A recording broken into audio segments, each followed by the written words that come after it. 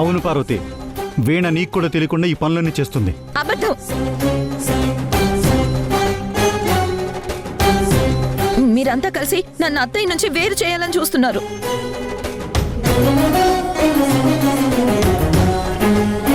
Dad, వీణను చూసావా ఎంత కంగారు పడుతుందో? అవునరా, ఇప్పుడు వీణ గుట్టు బయట పెట్టి తన ఇంట్లోంచి బయటకు గెంటేద్దాం. డాడ్, తను ఏం చేయాలో అర్థం కాని పరిస్థితుల్లో ఉంది. మనం అటాక్ చేద్దాం. నిజం చెప్పు వీణ, నువ్వు అస్థికలు దాచావా లేదా? లేదు మావయ్య, నేను అలాంటి పని చేయలేదు. ఈ భాగ్యం పిన్ని కావాలని అబద్ధాలు చెప్తుంది. ఇక్కడ ఇంతమంది చెప్తుంటే కాదంటావేంటి? ఖచ్చితంగా నువ్వు అస్థికలు దాచే ఉంటావు. అన్యాయంగా మాట్లాడకండి. మీకు నా మీద అత్తయ్య మీద నిందలు వేయడం అలవాటైపోయింది. అయితే నీ రూములో దాచిన ఆ చెంబులో ఏమున్నాయో చెప్పు.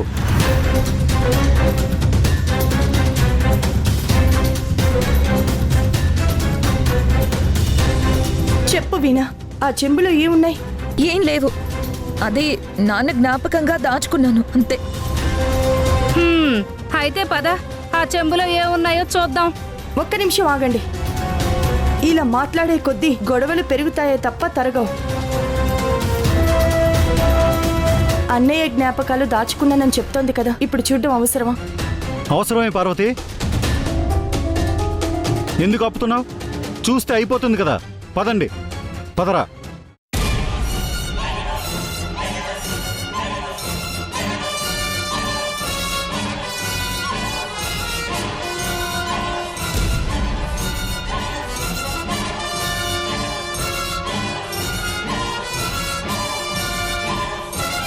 చూస్తావేంటి? ఓపెన్ చేయి. ఓపెన్ చేయి.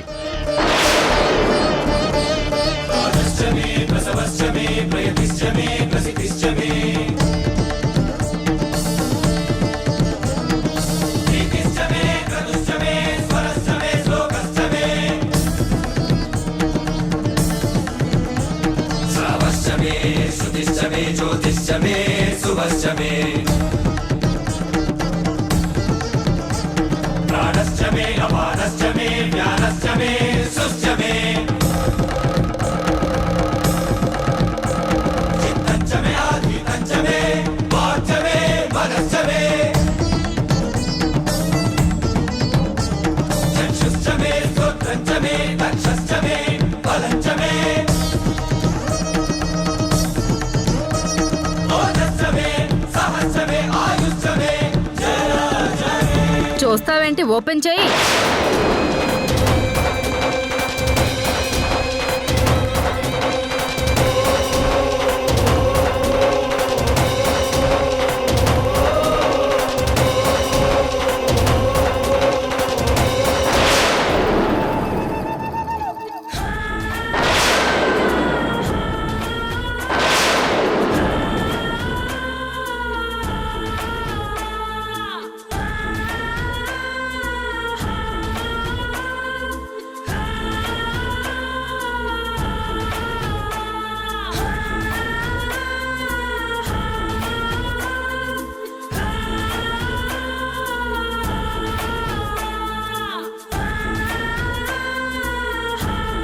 వీణా, ఏంటమ్మా ఇది?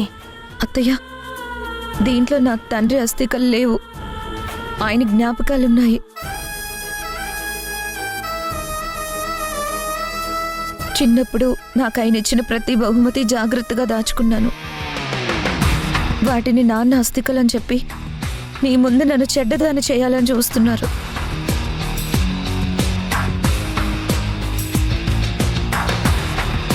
పేదని పంపించేసినట్టు నన్ను కూడా ఇంటి నుంచి పంపించేయాలని చూస్తున్నారు.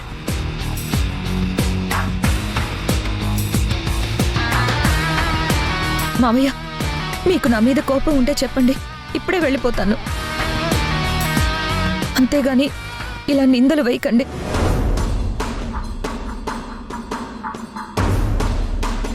ఎందుకండి మనం ఉన్న మనశ్శాంతిని పోగొట్టుకుని బాధపడటం?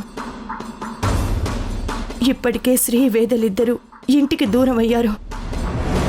ఇప్పుడు వీణ కూడా వెళ్ళిపోతే ఇక మనం బ్రతికుండి ప్రయోజనం ఏముంది?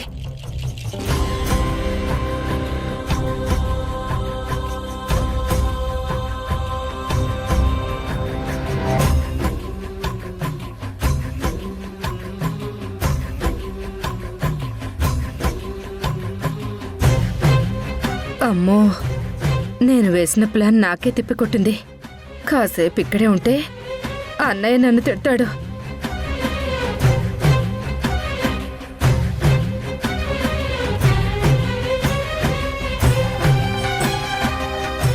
మావయ్య,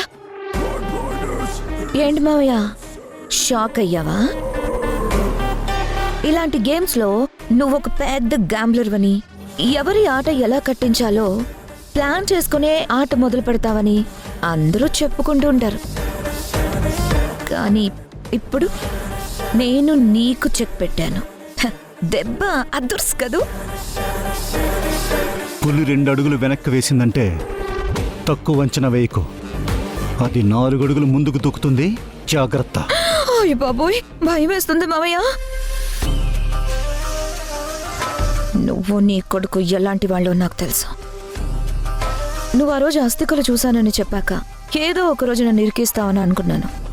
అందుకే సేమ్ అలాంటిదే తెచ్చి రీప్లేస్ చేశాను. నాన్న అస్థికల కుండని చాలా జాగ్రత్తగా బంగారం దాచిపెట్టినట్టుగా దాచాను. చూడు మావయ్య, ఇదొక మహాయజ్ఞం. చిన్నప్పుడే నిండు గర్భిణీగా ఉన్న అమ్మని నాకు దూరం చేశావు. నాన్నని జైలు పాలు చేశావు. ఆయన ప్రేమని నోచుకోకుండానే ప్రాణాలు తీసేశావు.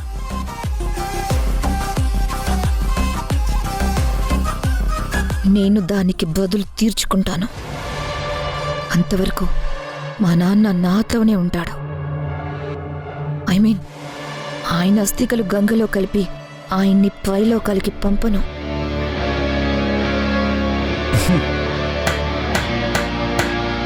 వెరీ గుడ్ వీణ. ఈ లోక్నాథ్ ఎలాంటి వాడో తెలిసి కూడా సూపర్గా ఆడావు. కానీ ఒక్క గెలుపుతో విజయం నీ సొంతం అయిపోదు.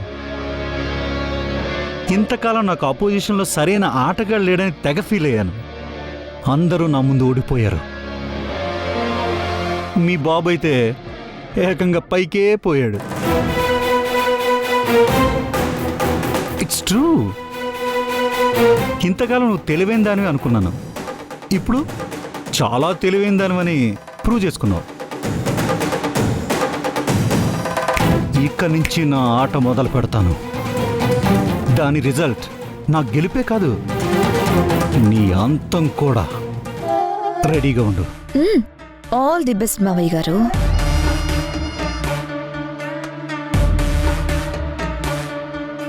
వేద ఇంట్లో లేదు కాబట్టి నువ్వేలుతున్నావు.